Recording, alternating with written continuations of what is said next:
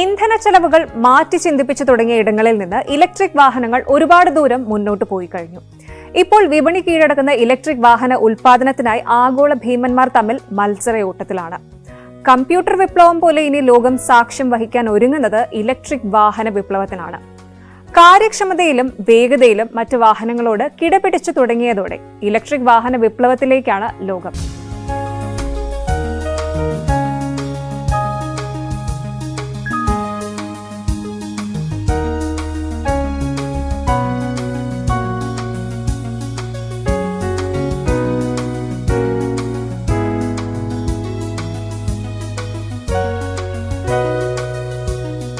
Electric വാഹന വ്യവസായത്തിൽ ചൈനയാണ് ഇപ്പോൾ കേമന്മാർ.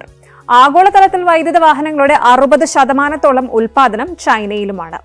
കൂടാതെ യൂറോപ്യൻ യൂണിയനിൽ ചൈനീസ് EV വിപണിയുടെ വിഹിതം 2019 0.5% നിന്ന് 2023 8.2% വർദ്ധിച്ചത്. ചൈനീസ് EV വ്യവസായത്തിന്റെ ഉയർച്ച അത്ഭുതപ്പെടുത്തുന്നതായിരുന്നു. 15 വർഷത്തിൽ $231 ബില്യൺ എന്ന നിലയിലാണിത്. ഇപ്പോഴത്തെ പ്രാദേശിക ബ്രാൻഡുകൾക്ക് വിലയിൽ മത്സരിക്കാൻ കഴിയില്ലെന്ന സാഹചര്യത്തിൽ ചൈനീസ് EVകൾ പാശ്ചാത്യ വിപണികളിൽ അധിക താരിഫുകളുടെ ഒരു പ്രതിസന്ധി നേരിടുന്നു. വിപണിയിൽ ആധിപത്യം ഉറപ്പിക്കുന്ന ചൈനയെ പിടിച്ചുകെട്ടാൻ ഉദ്ദേശിച്ചാണ് അധിക നികുതി ചുമത്തിയിരിക്കുന്നത് എന്നാണ് പൊതുവെ പറയുന്നത്. ഇലക്ട്രിക് വാഹന താരിഫുകളെക്കുറിച്ച് യൂറോപ്യൻ യൂണിയനും ചൈനയും തകൃതിയായി ചർച്ചകളും നടത്തുന്നുണ്ട്. കഴിഞ്ഞ 2 വർഷത്തിനിടെ MG വോൾവോ തുടങ്ങിയ യൂറോപ്പിലെ പ്രമുഖ കമ്പനികൾക്ക് കനത്ത നഷ്ടം നേരിടേണ്ടി വന്നു. ഇതോടെ ചൈനീസ് ഇലക്ട്രിക് കാർ ഇറക്കുമതി വളരുന്ന വെല്ലുവിളിയെന്ന് മനസ്സിലാക്കിയ യൂറോപ്യൻ യൂണിയൻ ചൈനയെ പിടിച്ചുകെട്ടാൻ തീരുമാനിക്കുകയായിരുന്നു. 27 രാഷ്ട്രങ്ങൾ ഉൾപ്പെടുന്ന യൂറോപ്യൻ യൂണിയന്റെ എക്സിക്യൂട്ടീവ് വിഭാഗമായ യൂറോപ്യൻ കമ്മീഷൻ ചൈനയിൽ നിന്ന് ഇറക്കുമതി ചെയ്യുന്ന EVകൾക്ക് താൽക്കാലിക താരിഫ് ചുമത്താനുള്ള പ്രാഥമിക തീരുമാനത്തിലെത്തി. മുൻകൂട്ടി വെളിപ്പെടുത്തിയ തീരുവകൾ 17.4% മുതൽ 38.1% വരെയാണ്. നിലവിലുള്ള 10% തീരുവയ്ക്ക് പുറമെയാണിത്. തീരുമാനം നടപ്പിലാക്കുകയാണെങ്കിൽ ചൈനീസ് വാഹനങ്ങൾക്ക് യൂറോപ്യൻ നിർമ്മിത ഇലക്ട്രിക് വാഹനങ്ങളെക്കാൾ വിലയേറും. ഇത് യൂറോപ്പിൽ ഇലക്ട്രിക് വാഹന വിപണി അടക്കി വാഴുന്ന ചൈനയ്ക്ക് കടുത്ത തിരിച്ചടിയാകും. പല യൂറോപ്യൻ രാജ്യങ്ങളിലെ വിദഗ്ധർക്കിടയിലും വാഹന നിർമ്മാതാക്കൾക്കിടയിലും ഈ തീരുമാനത്തോട് കടുത്ത എതിർപ്പുണ്ട്.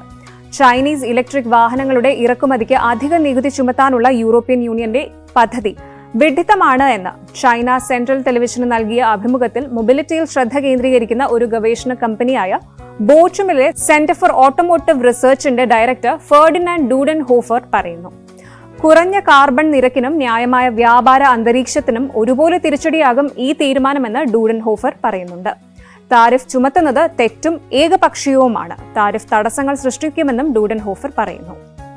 ചൈനയുടെ വാഹന വ്യവസായത്തിന്റെ മത്സരാധിഷ്ഠിത നേട്ടം ദീർഘകാല വ്യാവസായിക നയങ്ങളുടെയും വിശാലമായ ആഭ്യന്തര വിപണിയുടെയും ഫലമാണെന്ന് യൂറോപ്പ് മനസ്സിലാക്കണം. ഇത് സ്വാഭാവികമായും നേട്ടത്തിലേക്ക് നയിച്ചു. യൂറോപ്പും ചൈനയും തമ്മിലുള്ള സഹകരണം വളർത്തിയെടുക്കുന്നതിലൂടെ ഇരുപക്ഷത്തിനും പങ്കാളിത്തത്തിൽ നിന്ന് പരസ്പരം പ്രയോജനം നേടാനുമാകും. EVകളും സ്മാർട്ട് വാഹനങ്ങളും പോലെയുള്ള പുതിയ വാഹനങ്ങളുടെ ആവശ്യം മാറിക്കൊണ്ടിരിക്കുന്ന ലോകത്ത് പ്രകടമാണ്. ഈ മേഖലകളിൽ ചൈനയുടെ മുൻനിര സ്ഥാനം പരിഗണിച്ച് യൂറോപ്പ് ചൈനയുമായി സഹകരിക്കേണ്ടത് അനിവാര്യമാണ്. കാലാവസ്ഥാ വ്യതിയാനം പരിഹരിക്കുന്നതിനും യൂറോപ്യൻ ഗ്രീൻ ഡീൽ നേടുന്നതിനും നെറ്റ് സീറോ കാർബൺ ഉദ്വമനം നേടുന്നതിനും ഇലക്ട്രിക് വാഹനങ്ങൾ കൂടുതൽ വേണമെന്ന് ഡൂഡൻഹോഫർ അഭിപ്രായപ്പെടുന്നുണ്ട്. ഇനി ചൈനയുടെ എതിർപ്പ് എങ്ങനെയെന്ന് നോക്കാം. യൂറോപ്യൻ യൂണിയൻ നീക്കത്തിന് വസ്തുതാപരവും നിയമപരവുമായ അടിസ്ഥാനമൊന്നുമില്ലെന്നാണ് ചൈനയുടെ പക്ഷം. ലോക വ്യാപാര സംഘടനയുടെ നിയമങ്ങൾ അവഗണിക്കുന്നു. ന്യായമായ മത്സരത്തെയും ആഗോള ഹരിത പരിവർത്തനത്തെയും സഹകരണത്തെയും ഇത് ദുർബലപ്പെടുത്തും. ചൈന ഇതിനെ ശക്തമായി എതിർക്കുന്നു. നിയമാനുസൃത അവകാശങ്ങളും താൽപര്യങ്ങളും സംരക്ഷിക്കുന്നതിന് ആവശ്യമായ എല്ലാ നടപടികളും സ്വീകരിക്കുമെന്ന് ചൈനയും വ്യക്തമാക്കി. അതേസമയം ലാറ്റിൻ അമേരിക്കൻ വിപണി മുന്നേറുകയാണ്. US-ൽ നിന്നുള്ള താരിഫുകൾക്കും യൂറോപ്യൻ യൂണിയനിൽ നിന്നുള്ള സംരക്ഷണ നടപടികൾക്കും ഇടയിൽ ഇലക്ട്രിക് വാഹനങ്ങൾ കയറ്റുമതി ചെയ്തും പ്രാദേശിക ഉൽപാദന മേഖലയിൽ നിക്ഷേപിച്ചും ചൈന ലാറ്റിൻ അമേരിക്കൻ വിപണിയിൽ മുന്നേറുകയാണ്.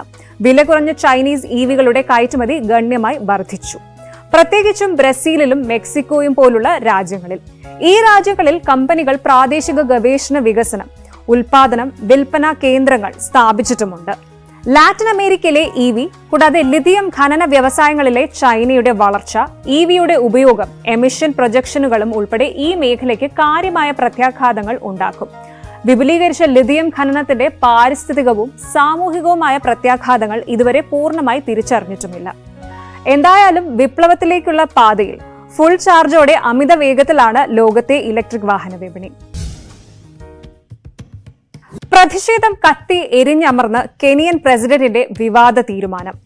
അമിതഭാരം ചുമലിൽ വെച്ചാൽ ഏത് ജനതയും ചോദ്യം ചെയ്യും. കെനിയൻ പ്രസിഡന്റ് വില്യം റൂട്ടോ സ്വന്തം ജനതയുടെ പ്രതിഷേധ ചൂടറിഞ്ഞു നിൽക്കുകയാണ്.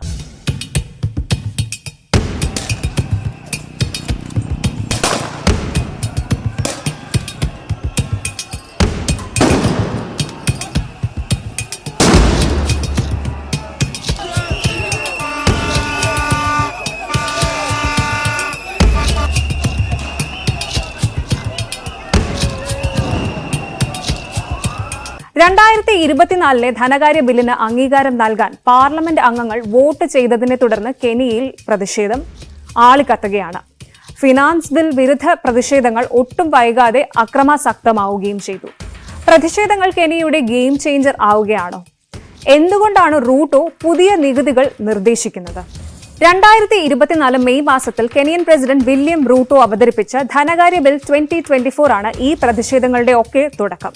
2.5% മോട്ടോർ വെഹിക്കിൾ സർക്കുലേഷൻ ടാക്സ്, ബ്രെഡിന് 16% മൂല്യവർദ്ധിത നികുതി അഥവാ വാറ്റ്, എണ്ണയ്ക്ക് എക്സൈസ് ടാക്സ്, ക്യാൻസർ ചികിത്സകൾക്ക് നികുതി, ഇന്റർനെറ്റ് ഡേറ്റ, ഇന്ധനം, ബാങ്ക് ട്രാൻസ്ഫേഴ്സ്, സാനിറ്ററി പാഡ്, ഡയപ്പറുകൾ ഉൾപ്പെടെയുള്ള പാവപ്പെട്ടവർക്ക് ഇതിനോടകം താങ്ങാനാകാത്ത നിരവധി ദൈനംദിന സാധനങ്ങളുടെയും സേവനങ്ങളുടെയും അധിക നികുതി എന്നിവയൊക്കെയാണ് ബില്ലിലെ ചില വിവാദ വ്യവസ്ഥകൾ. ആഭ്യന്തര വരുമാനത്തിൽ $270 കോടി അധികമായി സമാഹരിക്കുന്നതിനുള്ള കെനിയൻ സർക്കാരിന്റെ ശ്രമങ്ങളുടെ ഭാഗമാണ് ഈ നിർദ്ദേശങ്ങൾ. ദേശീയ കടത്തിന്റെ പലിശ അടയ്ക്കുന്നതിനും ബജറ്റ് കമ്മി കുറയ്ക്കുന്നതിനും സർക്കാരിന്റെ പ്രവർത്തനം നിലനിർത്തുന്നതിനും മാറ്റങ്ങൾ അനിവാര്യമാണെന്നാണ് സർക്കാർ പക്ഷവും. കെനിയയുടെ പൊതുകടം GDPയുടെ 68%. വേൾഡ് ബാങ്കും ഇന്റർനാഷണൽ മോണിറ്ററി ഫണ്ടും ശുപാർശ ചെയ്യുന്നത് GDPയുടെ 55%. വിവാദ ബില്ലിൽ സമ്പന്നർക്കും സാധാരണ പൗരന്മാർക്കുമേൽ ഒരുപോലെ അധിക ഭാരം അടിച്ചേൽപ്പിക്കുന്ന വ്യവസ്ഥകൾ അടങ്ങിയിട്ടുണ്ട്. അങ്ങനെ രാജ്യത്ത് ജീവിത ചെലവ് വർദ്ധിക്കുന്നതിനിടെ നികുതി കൂടി ഉയർത്താനുള്ള സർക്കാർ തീരുമാനം കടുത്ത പ്രതിഷേധത്തിന് വഴിയൊരുക്കുകയായിരുന്നു. രാജ്യത്തുടനീളമുള്ള കനത്ത എതിർപ്പ് നിലനിൽക്കെയാണ് നികുതി വർദ്ധിപ്പിക്കാനുള്ള വിവാദ ധനബില്ലിന് പാർലമെന്റ് അനുമതി നൽകിയത്. ബിൽ പാസാക്കി പാർലമെന്റ് പിരിഞ്ഞതിന് തൊട്ടു പിന്നാലെ കെനിയ തലസ്ഥാനമായ നെയ്റോബിയിൽ ഗവർണറുടെ ഓഫീസിനും പാർലമെന്റ് മന്ദിരത്തിനും പ്രതിഷേധക്കാർ തീയിട്ടു. പോലീസ് കണ്ണീർ വാതകവും ജലപീരങ്കിയും പ്രയോഗിച്ചതോടെ പ്രതിഷേധക്കാർ പോലീസിന് നേരെ കല്ലേറ് നടത്തി. തുടർന്നുണ്ടായ പ്രക്ഷോഭങ്ങളിൽ 23 പേർ കൊല്ലപ്പെടുകയും നിരവധി പേർക്ക് പരിക്കേൽക്കുകയും ചെയ്തു. നികുതി വർധനയ്ക്കെതിരെ 7 ഡേയ്സ് ഓഫ് റേജ് എന്ന ബാനറിന് കീഴിലായിരുന്നു രാജ്യവ്യാപക പ്രതിഷേധം. കെനിയയിലെ സംഘർഷാവസ്ഥ കണക്കിലെടുത്ത് ഇന്ത്യൻ പൗരന്മാർക്ക് ജാഗ്രതാ നിർദ്ദേശം നൽകിയിരിക്കുകയാണ് കെനിയയിലെ ഇന്ത്യൻ കോൺസുലേറ്റും. രാജ്യത്തുള്ള എല്ലാ ഇന്ത്യക്കാരും അതീവ ജാഗ്രത പാലിക്കണമെന്നും ആവശ്യമില്ലാതെയുള്ള യാത്രകൾ ഒഴിവാക്കണമെന്നുമാണ് അധികൃതരുടെ നിർദ്ദേശം. സാഹചര്യങ്ങളിൽ അയവ് വരുന്നതുവരെ അക്രമവും പ്രതിഷേധങ്ങളും ബാധിച്ച ഇടങ്ങൾ ഒഴിവാക്കണമെന്നും നിർദ്ദേശമുണ്ട്. ഒരു കാലത്ത് വില്യം റൂട്ടോയെ പിന്തുണച്ചിരുന്നവർ ഇപ്പോൾ പ്രതിഷേധിക്കുകയും റൂട്ടോയുടെ രാജി ആവശ്യപ്പെടുകയും ചെയ്യുകയാണ്. എന്തായാലും തലസ്ഥാനമായ നെയ്റോബിയെ പിടിച്ചുകുലുക്കിയ പ്രതിഷേധത്തെ തുടർന്ന് കെനിയൻ പ്രസിഡന്റ് വില്യം റൂട്ടോ നിർദ്ദേശിച്ച ചില പുതിയ നികുതികൾ പിൻവലിക്കാൻ നിർബന്ധിതനായിരിക്കുകയാണ്. ഈ നീക്കം പ്രതിഷേധങ്ങൾക്ക് അവസാനമിടുമോ എന്നത് കാത്തിരുന്ന് കാണാം. ഈ പ്രതിഷേധക്കാർ ആരും നികുതിക്ക് എതിരല്ല, മറിച്ച് അധിക നികുതി എന്താണെന്നും എന്തിനാണെന്നും ഒപ്പം ഇത് അഴിമതി വിരുദ്ധമാണെന്നുമുള്ള ഉറപ്പാണ് ഈ ജനതയ്ക്ക് വേണ്ടത്. നിലപാടുകൾ നീതിയുക്തവും നടപടികൾ ജനപ്രിയവുമായാൽ മാത്രമേ ഏതൊരു ജനതയും സ്വന്തം നേതൃത്വത്തെ അംഗീകരിക്കൂ. അമേരിക്കൻ പ്രസിഡൻഷ്യൽ തെരഞ്ഞെടുപ്പിന് മുന്നോടിയായുള്ള ആദ്യ സംവാദം കഴിഞ്ഞു. ലോകം ഏറ്റവും പ്രതീക്ഷയോടെ കാത്തിരുന്ന ആദ്യത്തെ സംവാദം. ചരിത്രത്തിൽ ആദ്യമായി ഒരു നിലവിലെ പ്രസിഡന്റും മുൻ പ്രസിഡന്റും തമ്മിലുള്ള സംവാദം. ഡെമോക്രാറ്റ് പാർട്ടി നേതാവും നിലവിലെ പ്രസിഡന്റുമായ ജോ ബൈഡനും മുൻ പ്രസിഡന്റും റിപ്പബ്ലിക്കൻ പാർട്ടി നേതാവ് ഡൊണാൾഡ് ട്രംപും തമ്മിലുള്ള സംവാദത്തിന് ഏറെ സവിശേഷതകളും ഉണ്ടായിരുന്നു.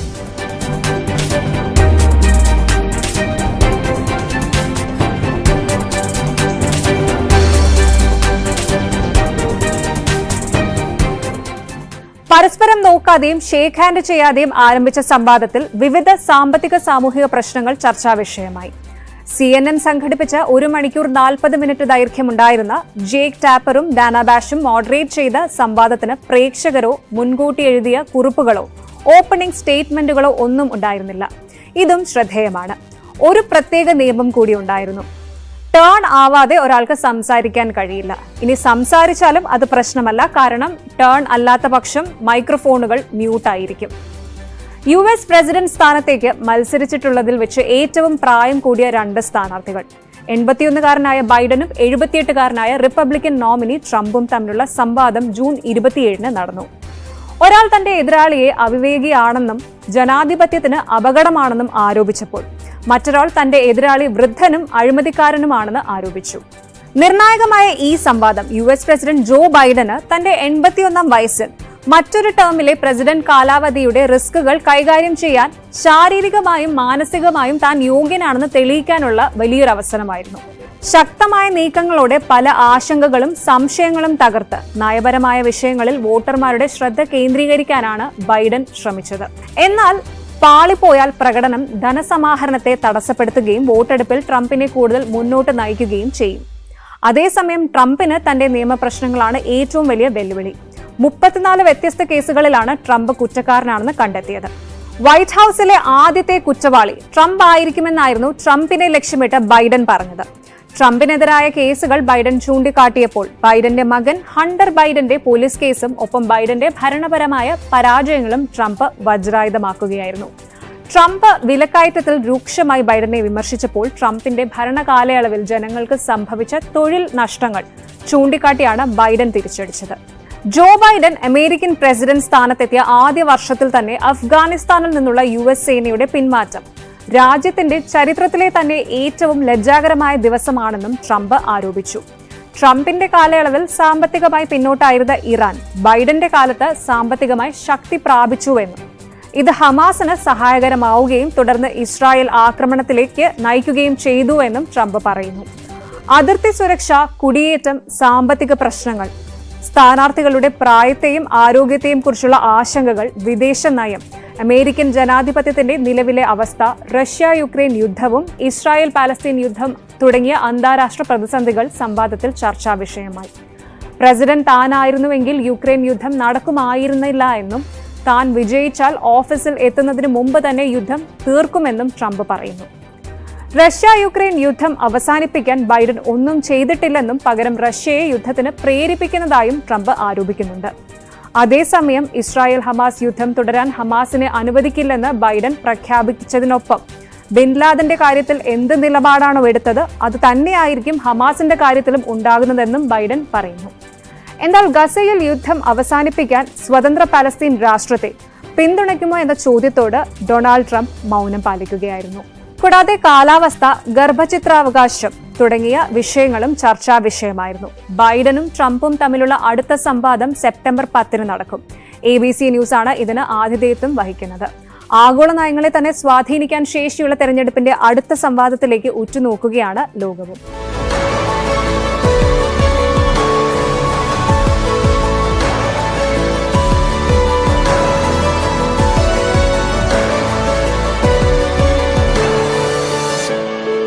എപ്പോഴും കാലിടർന്ന ഒരു പ്രശ്നം. പക്ഷെ ഇത്തവണ സൂചിപ്പിച്ച ഈ ഏറ്റവും ഒടുവിൽ നടന്ന ഏകദിന ലോകകപ്പിലും ഇതായിരുന്നു. തോൽവി അറിയാതെ മുന്നേറുന്നു, ഏറ്റവും ഒടുവിൽ ഓസ്ട്രേലിയയോട് പതറുന്നു. അതെ അതെ, അതാണ് ഏറ്റവും പ്രധാനപ്പെട്ട പ്രശ്നം. ഈ ഓസ്ട്രേലിയ അല്ല എതിരാളികൾ എന്നുള്ളതാണ് ഏറ്റവും സന്തോഷകരമായിട്ടുള്ള കാര്യം അഭിലാഷ്. കാരണം ഈ ഓസ്ട്രേലിയക്കെതിരായിട്ടുള്ള മത്സരത്തിന് ശേഷം രോഹിത് ശർമ്മ പ്രസ് കോൺഫറൻസ് നടത്തിയപ്പോൾ ഈ മത്സരത്തിൽ നിന്നും എന്താണ് ഇന്ത്യൻ ടീമിന് ഗെയിൻ എന്ന് ചോദിച്ചപ്പോൾ അദ്ദേഹം 1 മിനിറ്റ് ഒന്ന് ആലോചിച്ചിട്ട് പറഞ്ഞ മറുപടി ഓസ്ട്രേലിയൻ ടീം ഈ ടൂർണമെന്റിൽ ഇല്ലല്ലോ എന്നുള്ളതാണ്. അപ്പോൾ അതിൽ നിന്ന് വ്യക്തമാണ് എത്രത്തോളം പ്രൊഫഷണലിസമാണ് ഓസ്ട്രേലിയ ഫൈനലുകളിൽ കാണിക്കുക നിർണായക ടൂർണമെന്റിൽ എന്നുള്ളത്. അപ്പോൾ ഇന്ന് ദക്ഷിണാഫ്രിക്കയാണ് ആദ്യമായിട്ട് ഒരു ICC ടൂർണമെന്റിന്റെ ഫൈനൽ കളിക്കുകയാണ് ദക്ഷിണാഫ്രിക്കൻ സംഘം. ഒരുപക്ഷെ ഇന്ത്യൻ ആരാധകർ അവരിൽ ഇന്ത്യ അല്ലായിരുന്നു എതിരാളികളെങ്കിൽ ഉറപ്പായും ഈ സംഘത്തിനൊപ്പം നിന്നേനെ എന്നുള്ളതാണ്. കാരണം ഈ ദൗർഭാഗ്യം ഇങ്ങനെ വേട്ടയാടുന്ന മറ്റൊരു ടീമും ക്രിക്കറ്റ് ചരിത്രത്തിലില്ല. അതുകൊണ്ട് തന്നെ ദക്ഷിണാഫ്രിക്കയോട് എവിടെയോ ഒരു സോഫ്റ്റ് കോർണർ ഇന്ത്യൻ ആരാധകർ പലപ്പോഴും പ്രകടമാക്കാറുമുണ്ട്. അത് ലാൻസ് ക്ലൂസ്നറും ഷോൺ പൊള്ളോക്കും ഒക്കെ കളിക്കുന്ന സമയത്ത്, ബുച്ചറൊക്കെ കളിക്കുന്ന സമയത്ത് ഉള്ളത് അത് ഇപ്പോഴും തുടരുന്നുണ്ട് എന്നുള്ളതാണ് സത്യം. ഓസ്ട്രേലിയ ഊഹിക്കുക, ഓസ്ട്രേലിയ ദക്ഷിണാഫ്രിക്കയാണെന്ന് ഫൈനൽ കളിക്കുക എന്ന്. ഉറപ്പായും ഇന്ത്യൻ ആരാധകർ ഇന്ന് ദക്ഷിണാഫ്രിക്കൻ ടീമിനൊപ്പമായി ഇരിക്കുമെന്നുള്ളതാണ് ഏറ്റവും പ്രധാനപ്പെട്ട കാര്യം. അപ്പോൾ പക്ഷേ എതിരാളികൾ ഇന്ന് ദക്ഷിണാഫ്രിക്ക ആയതുകൊണ്ട് തന്നെ ഇന്ത്യൻ ആരാധകർക്ക് പ്രതീക്ഷയുണ്ട്. കാരണം ഭാഗ്യത്തിന്റെ അകമ്പടിയും ഇന്ത്യക്കൊപ്പം നിൽക്കുമെന്ന്. രണ്ട് ടീമുകളും ഈ ടൂർണമെന്റിൽ ഇതുവരെ തോൽവി വഴങ്ങിയിട്ടില്ല. രണ്ട് സംഘങ്ങളും തോൽവി അറിയാതെ മുന്നേറിയ ടീമുകളാണ്. അത് ഗ്രൂപ്പ് ഘട്ടത്തിൽ ചാമ്പ്യന്മാരായി സൂപ്പർ 8-ൽ അവരവരുടെ മേഖലകളിൽ ഒന്നാം സ്ഥാനത്തെത്തിയ സംഘങ്ങളാണ് ഇപ്പോൾ ഫൈനലിൽ മുഖാമുഖം എത്തുന്നത്. അതുകൊണ്ട് നിസ്സംശയം പറയാം ഏറ്റവും മികച്ച രണ്ട് ടീമുകൾ ഫൈനൽ കളിക്കുന്നു എന്നുള്ളത്. ഇനി ദക്ഷിണാഫ്രിക്കയുടെയും ഇന്ത്യയുടെയും പ്രകടനം വിലയിരുത്തി കഴിഞ്ഞാൽ ഇന്ത്യ ആധികാരികമായി തന്നെ മത്സരങ്ങളിൽ വിജയിച്ച് മുന്നേറി. പക്ഷേ ദക്ഷിണാഫ്രിക്കയുടേത് അത്ര ആധികാരികമായിരുന്നില്ല. പല മത്സരങ്ങളിലും ദക്ഷിണാഫ്രിക്ക വഴിമുട്ടുന്ന കാഴ്ച കണ്ടു. പക്ഷേ ഏറ്റവും ഒടുവിൽ അവർ ജയത്തിലേക്ക് എത്തി എന്നുള്ളത്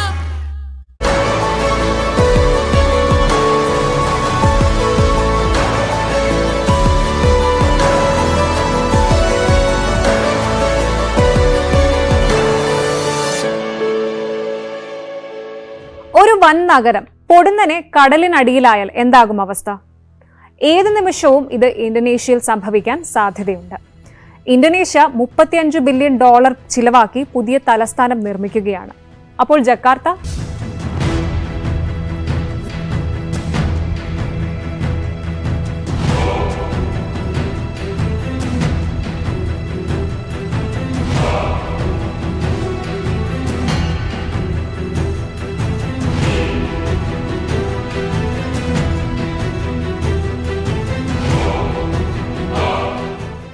ലോകത്തിലെ ഏറ്റവും വലിയ നഗരങ്ങളിലൊന്നായ ജക്കാർത്ത ലോകത്തെ ഏറ്റവും വേഗത്തിൽ മുങ്ങിക്കൊണ്ടിരിക്കുന്ന നഗരം കൂടിയായി. ജക്കാർത്തയുടെ ഭൂപ്രദേശത്തിന്റെ 40% ഇപ്പോൾ സമുദ്രനിരപ്പിന് താഴെയാണ്. ലോകത്ത് വലുപ്പത്തിൽ 14-ാം സ്ഥാനത്തുള്ള തെക്ക് കിഴക്കൻ ഏഷ്യൻ രാജ്യമാണ് ഇന്തോനേഷ്യ. ഇന്തോനേഷ്യയുടെ തലസ്ഥാനവും അതിന്റെ ഏറ്റവും വലിയ നഗര കേന്ദ്രവുമായ ജക്കാർത്ത സിലിവുങ് നദി കടലുമായി ചേരുന്ന ജാവയുടെ വടക്കു പടിഞ്ഞാറൻ തീരത്താണ് സ്ഥിതി ചെയ്യുന്നത്. നഗരപരിധിക്കുള്ളിൽ ഏകദേശം 10.6 ദശലക്ഷവും കൂടാതെ മെട്രോപൊളിറ്റിക്കൽ ഏരിയയിൽ ഏകദേശം 30 ദശലക്ഷവുമാണ് ജക്കാർത്തയുടെ ജനസംഖ്യ. ഈ ജനവാസ മേഖലകളിലേക്ക് കടൽ ജലം ഇരച്ചു കയറിയാൽ എന്താകും അവസ്ഥ? ഈ വെല്ലുവിളിക്ക് മറുപടിയായി ജക്കാർത്തയിൽ നിന്ന് ഏകദേശം 870 മൈൽ വടക്ക് ബോർണിയോയോട് കിഴക്കൻ തീരത്ത് പുതിയ നഗരത്തിലേക്ക് തലസ്ഥാനം മാറ്റാൻ ഇന്തോനേഷ്യൻ ഗവൺമെന്റ് ഒരു പദ്ധതി തയ്യാറാക്കിയിട്ടുണ്ട്. ഇപ്പോൾ നിർമ്മാണം പുരോഗമിക്കുന്ന നുസാന്തറ ആണ് ഈ പുതിയ നഗരം. ജക്കാർത്ത മുങ്ങുന്നതിന്റെ പ്രത്യാഘാതങ്ങൾ ലഘൂകരിക്കാൻ ലക്ഷ്യമിടുന്ന ഈ സ്വപ്ന പദ്ധതി ഏകദേശം $35 ബില്യൺ ചിലവിൽ 2045ഓടെ പൂർത്തീകരിക്കാനാണ് സാധ്യത. രാജ്യത്തിന്റെ പുതിയ തലസ്ഥാനത്തിന്റെ ആദ്യഘട്ടത്തിന്റെ നിർമ്മാണം 80% പൂർത്തിയായതായി ഇന്തോനേഷ്യൻ പ്രസിഡന്റ് ജോക്കോ വിഡോഡോ അറിയിച്ചു. ജൂലൈയിൽ ശുദ്ധജലം ലഭ്യമാകുമ്പോൾ പ്രസിഡന്റിന് അവിടെ ഒരു ഓഫീസ് ഉണ്ടാകുമെന്നും അദ്ദേഹം പറയുന്നു. ഒടുവിലെല്ലാം ഒലിച്ചു പോകുമെന്നാണ് ചില ദേവപുസ്തകങ്ങളും ഇതിഹാസങ്ങളും ഒക്കെ പറയുന്നത്. തലയ്ക്ക് മീതെ വെള്ളം വന്നാൽ അതിനുമീതെ തോണി എന്നൊരു ചൊല്ലുമുണ്ട്. എന്തായാലും ഇന്തോനേഷ്യ അതിനൊന്നും കാത്തുനിന്നില്ല. പുതിയ തലസ്ഥാനം സെറ്റാണ്. ഇനി അടുത്തിടെ ലോകത്ത് നടന്ന ചില സുപ്രധാന സംഭവങ്ങൾ ചുരുക്കത്തിൽ. യുഎസിലെ വിദേശ ബിരുദധാരികൾക്ക് ഗ്രീൻ കാർഡ് വാഗ്ദാനവുമായി ഡൊണാൾഡ് ട്രംപ്. നവംബറിലെ പൊതു തിരഞ്ഞെടുപ്പിന് മുന്നോടിയായി കുടിയേറ്റത്തെക്കുറിച്ചുള്ള നിലപാട് മയപ്പെടുത്തുന്നതിന്റെ ഭാഗമായാണ് ട്രംപിന്റെ ഈ നീക്കം. യുഎസ് പൗരന്മാരെ വിവാഹം കഴിച്ച കുടിയേറ്റക്കാർക്ക് പൗരത്വം നൽകുമെന്ന് പ്രസിഡന്റ് ജോ ബൈഡൻ പ്രഖ്യാപിച്ചിരുന്നു. 1.5 ദശലക്ഷം യുഎസ് പൗരന്മാരുടെ പങ്കാളികൾക്കുള്ള വിസ നിയമങ്ങളിൽ ബൈഡൻ ഇളവ് വരുത്തിയതിന് തൊട്ടു പിന്നാലെയാണ് ട്രംപിന്റെ ഈ വാഗ്ദാനം.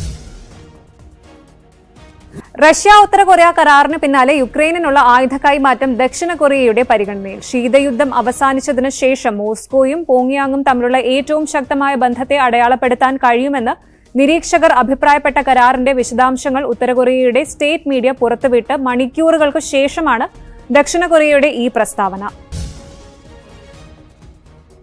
സ്പെയിൻ, അയർലൻഡ്, നോർവേ എന്നീ രാജ്യങ്ങൾക്ക് പിന്നാലെ പലസ്തീനെ സ്വതന്ത്ര രാഷ്ട്രമായി അംഗീകരിച്ച അർമേനിയ. സ്വതന്ത്ര പലസ്തീൻ രാഷ്ട്രത്തെ അംഗീകരിച്ചുകൊണ്ടുള്ള ഔദ്യോഗിക പ്രഖ്യാപനത്തിന് പിന്നാലെ പ്രകോപിതരായ ഇസ്രായേൽ ഭരണകൂടം അർമേനിയൻ അംബാസിഡർ അർമാൻ ഹക്കോബിയാനെ ശാസിച്ചു. ഗസയിലെ വിനാശകരമായ മാനുഷിക സാഹചര്യത്തിലും നിലവിലുള്ള സൈനിക നടപടികളിലും സിവിലിയന്മാർക്കെതിരായ ആക്രമണങ്ങളിൽ ആശങ്ക പ്രകടിപ്പിച്ചുമാണ് അർമേനിയൻ വിദേശകാര്യ മന്ത്രാലയം പ്രസ്താവന പ്രസിദ്ധീകരിച്ചത്. ഇതോടെ റഷ്യയും ചൈനയും ഉൾപ്പെടെ ഐക്യരാഷ്ട്രസഭയിലെ 193 അംഗരാജ്യങ്ങളിൽ 145 രാജ്യങ്ങൾ പലസ്തീനെ അംഗീകരിച്ചു. എന്നാൽ അമേരിക്ക, ഫ്രാൻസ്, കാനഡ തുടങ്ങിയ പ്രധാന പാശ്ചാത്യ രാജ്യങ്ങൾ അംഗീകാരം പ്രഖ്യാപിച്ചിട്ടില്ല. സൗത്ത് ഡബ്ലിൻ കൗണ്ടി കൗൺസിലിന്റെ പുതിയ മേയറായി അങ്കമാലി സ്വദേശിയായ ബേബി പെരേപ്പാടിനെ തിരഞ്ഞെടുത്തു. അങ്കമാലി പുളിയനം സ്വദേശിയാണ് ബേബി. അയർലൻഡിൽ ഇതാദ്യമായാണ് ഒരു ഇന്ത്യൻ വംശജൻ മേയർ സ്ഥാനത്തേക്ക് എത്തുന്നത്. കൗണ്ടി കൗൺസിൽ തിരഞ്ഞെടുപ്പിൽ താല സൗത്ത് മണ്ഡലത്തിൽ നിന്നാണ് ഭരണകക്ഷിയായ ഫിനാഗേലിന്റെ സ്ഥാനാർത്ഥിയായ ബേബി പെരേപ്പാടൻ വിജയിച്ചത്. കൗണ്ടി കൗൺസിലിന്റെ ആദ്യ യോഗത്തിൽ മുൻ മേയർ അലൻ എഡ്ജിൽ നിന്നും അദ്ദേഹം മേയറുടെ അധികാര ചിഹ്നങ്ങൾ സ്വീകരിച്ചു. അയർലൻഡ് ചരിത്രത്തിൽ ഇതാദ്യമായാണ് ഒരു ഇന്ത്യക്കാരൻ മേയറാകുന്നത്.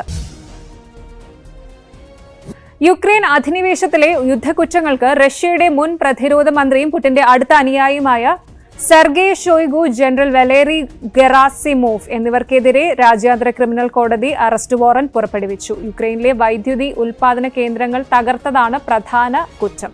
ഇതോടെ യുക്രൈൻ അധിനിവേശത്തിലെ യുദ്ധക്കുറ്റങ്ങൾക്ക് ICC അറസ്റ്റ് വാറന്റ് പുറപ്പെടുവിച്ചവരുടെ എണ്ണം റഷ്യൻ പ്രസിഡന്റ് വ്ളാഡിമിർ പുടിൻ ഉൾപ്പെടെ 8ആയി. ICCയുടെ ഈ നടപടി യുക്രൈൻ സ്വാഗതം ചെയ്തു. അതേസമയം നടപടി നിയമപരമല്ലെന്നും ICCയുടെ അധികാരപരിധിയിൽ ഉൾപ്പെടുന്ന കാര്യമല്ലിതെന്നും റഷ്യ നടപടിക്കെതിരെ പ്രതികരിച്ചു. കാനഡയിൽ പ്രധാനമന്ത്രി ജസ്റ്റിൻ ട്രൂഡോയ്ക്ക് കനത്ത തിരിച്ചടി. കാനഡയിൽ ഭരണകക്ഷിയായ ലിബറൽ പാർട്ടിയുടെ ശക്തി കേന്ദ്രമായ ടൊറന്റോ സെയിന്റ് പോളിൽ നടന്ന ഉപതെരഞ്ഞെടുപ്പിൽ പ്രതിപക്ഷ കക്ഷിയായ കൺസർവേറ്റീവ് പാർട്ടിക്ക് വൻ ജയം. അടുത്ത വർഷം രാജ്യത്ത് പൊതു തിരഞ്ഞെടുപ്പ് നടക്കാനിരിക്കുന്ന സാഹചര്യത്തിൽ ഈ തോൽവി ട്രൂഡോയ്ക്ക് കനത്ത തിരിച്ചടിയാവുകയാണ്. കഴിഞ്ഞ 30 വർഷമായി പാർട്ടി നിലനിർത്തിയ മണ്ഡലത്തിൽ കൺസർവേറ്റീവ് പാർട്ടി സ്ഥാനാർത്ഥിയായ ഡോൺ സ്റ്റുവർട്ട് 192-ൽ 189 വോട്ട് നേടിയാണ് മണ്ഡലത്തിൽ വിജയിച്ചത്. ജൂലൈ 4 നടക്കാൻ പോകുന്ന ബ്രിട്ടീഷ് പാർലമെന്റ് തിരഞ്ഞെടുപ്പിൽ പ്രധാനമന്ത്രി ഋഷി സുനക് നേതൃത്വം നൽകുന്ന കൺസർവേറ്റീവ് പാർട്ടിയുടെ സ്ഥാനാർത്ഥിയായി തിരുവനന്തപുരം വർക്കല ശിവഗിരി സ്വദേശി എറിക് സുകുമാരൻ. വിജയിച്ചാൽ ബ്രിട്ടീഷ് പാർലമെന്റിന്റെ ചരിത്രത്തിൽ ഹൌസ് ഓഫ് കോമൺസിലേക്ക് എത്തുന്ന ആദ്യ മലയാളി വംശജനായി എറിക് മാറും. Southgate and Wood Green മണ്ഡലത്തിൽ നിന്നാണ് എറിക് ജനവിധി തേടുന്നത്. High speed rail project, integrating health and social care, international climate treaties, Brexit ചർച്ചകൾ, വേൾഡ് ബാങ്ക് എന്നിവിടങ്ങളിലെല്ലാം പ്രവർത്തിച്ച പരിചയമാണ് എറിക്കിന് സ്ഥാനാർത്ഥിത്വം നേടിക്കൊടുത്തത്. ലോകബാങ്ക് കൺസൾട്ടന്റ് കൂടിയാണ് എറിക്. ഒപ്പം പ്രധാനമന്ത്രി ഋഷി സുനക്കുമായുള്ള അടുപ്പവും തുണയായി. എറിക്കിന് സ്വന്തമായി ഒരു renewable energy development and advisory ബിസിനസ്സുമുണ്ട്. സുനിത വില്യംസും സഹയാത്രികൻ ബുഷ് വിൽമോറും തിരികെ ഭൂമിയിലെത്തുന്ന തീയതി നീട്ടിവെച്ച നാസ. പേടകത്തിലെ ഹീലിയം വാതക ചോർച്ച ഉൾപ്പെടെയുള്ളവ വിശദമായി പരിശോധിച്ച് പരിഹരിച്ച ശേഷമേ തിരിച്ചുവരവുണ്ടാകൂ എന്നാണ് നാസയുടെ കൊമേഴ്ഷ്യൽ ക്രൂ പദ്ധതി വിഭാഗം അറിയിച്ചിരിക്കുന്നത്. ജൂൺ 14 മടങ്ങേണ്ട പേടകത്തിന്റെ യാത്ര 3ാം തവണയാണ് പുനഃക്രമീകരിക്കുന്നത്. അത്യാഡംബര കാറുകളുള്ള യൂറോപ്പിലെ 70 ധനികർ. യൂറോപ്പിന്റെ നിരത്തുകളിലൂടെ ഒരാഴ്ച നീളുന്ന റോഡ് ട്രിപ്പ്. അൽബേനിയ മുതൽ സ്ലോവേനിയ വരെ 6 വ്യത്യസ്ത രാജ്യങ്ങളിലൂടെയുള്ള വൈവിധ്യമാർന്ന സംസ്കാരങ്ങളും പാരമ്പര്യങ്ങളും പാചക രീതികളും ആസ്വദിക്കാനാകുന്ന വൺ ലൈഫ് റാലിയാണ് ജൂൺ അവസാന വാരത്തിലെ ആകർഷണം.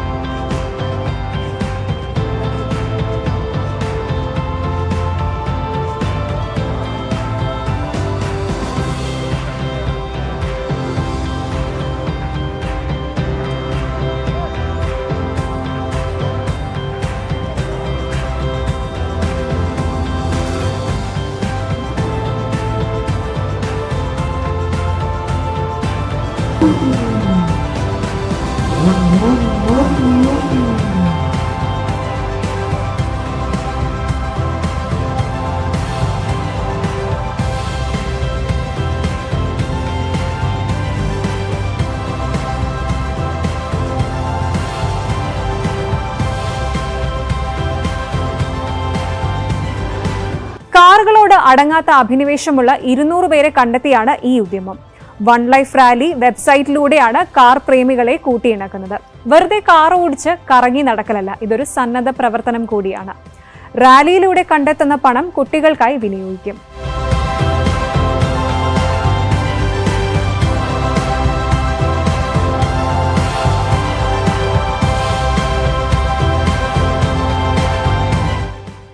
കൊസോവോയിലെത്തിയ റാലിക്ക് ലഭിച്ചത് ഊഷ്മള സ്വീകരണമാണ്. പുതിയ രാജ്യങ്ങൾ കാണാൻ കാർ ഉടമകൾക്കും പുത്തൻ കാറുകൾ അടുത്തറിയാനും യാത്ര ചെയ്യാനും പൊതുസമൂഹത്തിനും അവസരം.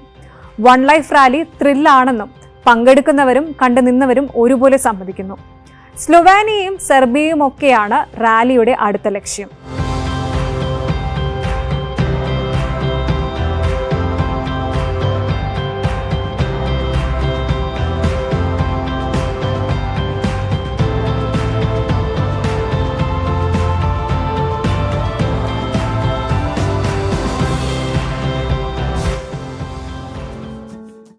ഉദ്ദേശ ലക്ഷ്യങ്ങൾക്കപ്പുറത്തേക്ക് സഞ്ചരിച്ച് അത്ഭുതങ്ങൾ സൃഷ്ടിക്കുന്ന യാത്രകളാണ് ഈ അധ്യായത്തിൽ കണ്ടത്. കടന്നുപോകുന്ന ലോകത്തിനൊപ്പം യാത്ര തുടരാം. പുതിയ വിശേഷങ്ങളുമായി വീണ്ടും കാണാം. നമസ്കാരം.